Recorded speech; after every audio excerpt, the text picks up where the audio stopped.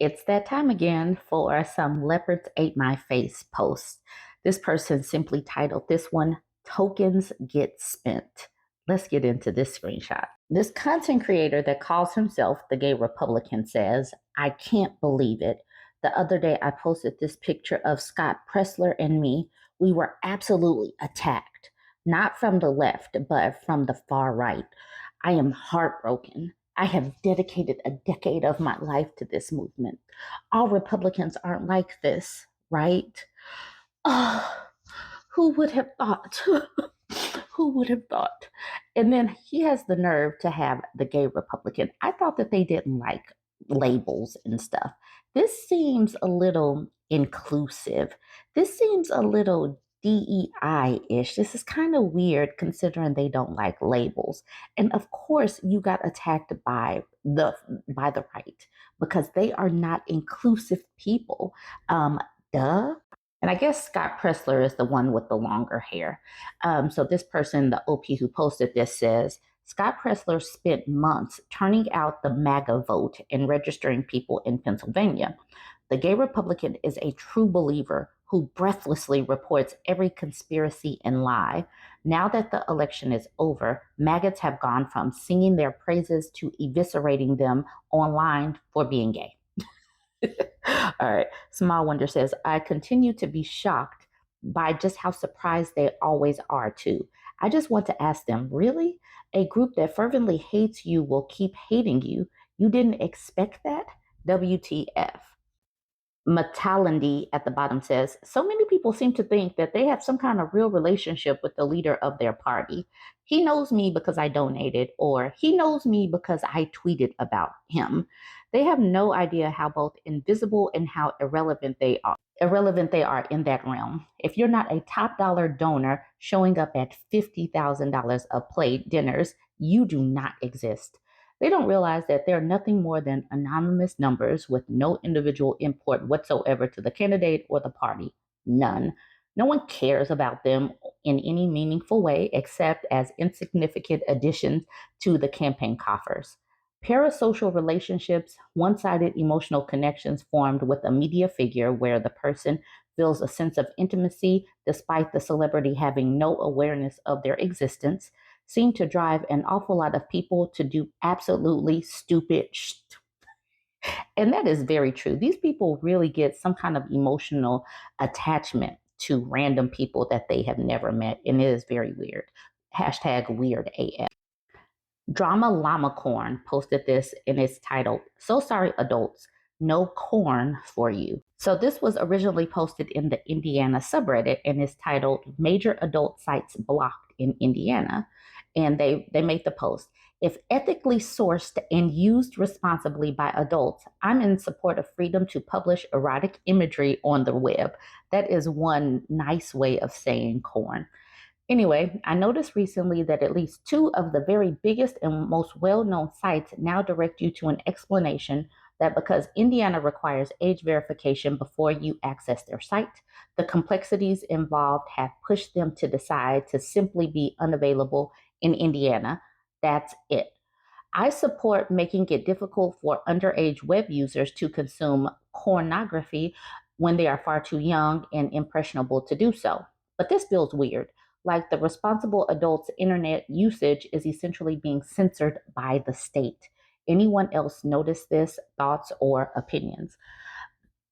This is part of Project 2025, people.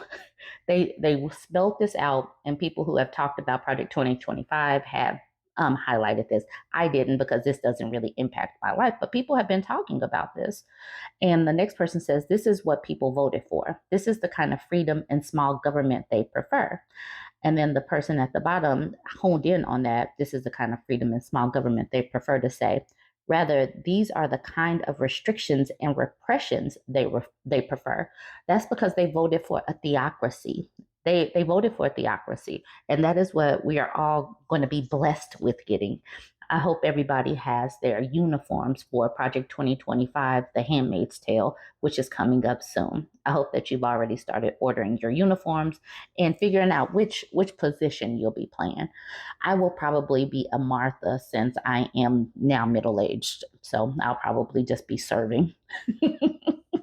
Ramalama Corn commented, people voted for the party with the Project 2025 agenda. Surprised when they enact Project 2025.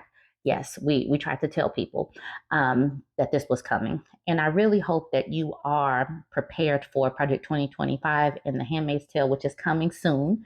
And I need to know which position will you be in? Are you going to be a handmaid's tale a handmaiden because you're still in your fertility window? Are you going to be a Martha? I'll probably be a Martha. Are you going to be an unwoman, or are you going to be a wife, one of the wives of the commanders?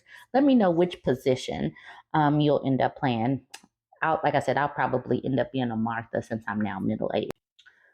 Current Square says it was explicitly stated in Project 2025. If you don't do the readings, then you won't understand what will be on the final.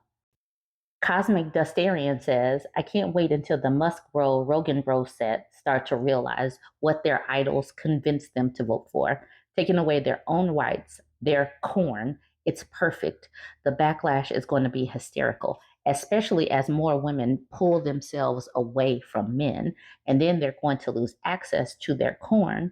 And it's going to be a very interesting year up until the midterms, actually. Dragonfire says it won't matter. They'll blame Biden. Shadow Dragon says, damn it, why didn't the Dems tell me they were going to do this? And then the Dems will be like, we did, loudly, angrily, and you said it was lies, that Project 2025 wasn't real. What more should I have done? Come to your house, handcuffed you to a chair, and read you all 900 pages aloud like the world's only bedtime storybook, worse than the Brothers Grimm. No, we're not doing all of that for adult people who can read for themselves. Sorry. This is titled Local Paper in a Deep Red State, and it's highlighted here, Kentucky farmers concerned about Trump's tariff plans. Okay, so this is very small, but it says, as President-elect Donald Trump prepares to take office on January 2nd, several Kentucky farmers have told The Sun they are concerned about the tariffs he plans to implement.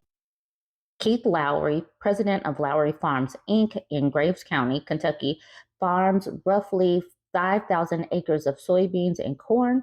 He's been in the business for 50 years. He said the current economy makes the job more difficult. But the interesting thing is, if he's been in business for more than 50 years, he was around the first time that the Trump tariffs happened, when he did the whole trade war with China. These people were significantly impacted then, but Kentucky still went deeply for Trump. So they have earned this because we have been talking about these tariffs. He's been talking about these tariffs. They still voted for him. They still overwhelmingly voted for him. So now they get to deal with the consequences of their vote. And I hope that they feel the consequences of their vote. I hope they get everything they voted for. Additional Crab says, Kentucky farmers voted for tariffs and is concerned that tariffs will have consequences for their business. The next person says, saw this song and dance in 2016 already. Trump is going to throw billions of dollars at them while they still continue to vote R all the way to their grave. Lived in deep rural, deep red state for years. Their philosophy in simplistic terms is to keep voting red all the way while blaming everything on others. Accidental Heiser says, Dems shouldn't play ball. Filibuster any relief. Make them spend one of their limited reconciliations to bail out farmers for their stupid ideas if that's what it takes. This is what they voted for. And they always rail so much against socialism and communism, so direct them to their bootstraps. The person who posted this screenshot titled it, I need a family. The COVID bioweapon changed mine, and now they're mean to me. This person says they need a family. 3 of my kids post-vax decided they no longer wanted me in their lives. Numerous studies have shown the COVID bioweapon vaccines alter a person's personality, and I can attest that it's true. My kids used to be kind, caring, and considerate, but now they're mean, hateful, and rude towards me. They've had me blocked on cells and social media for 2 years. I miss who they used to be, but I especially miss my grandkids. Then my mom and sister passed away last year, so it's been really rough. I've stayed home alone during the holidays for years, not being invited anywhere, so I'm kind of used to that by now.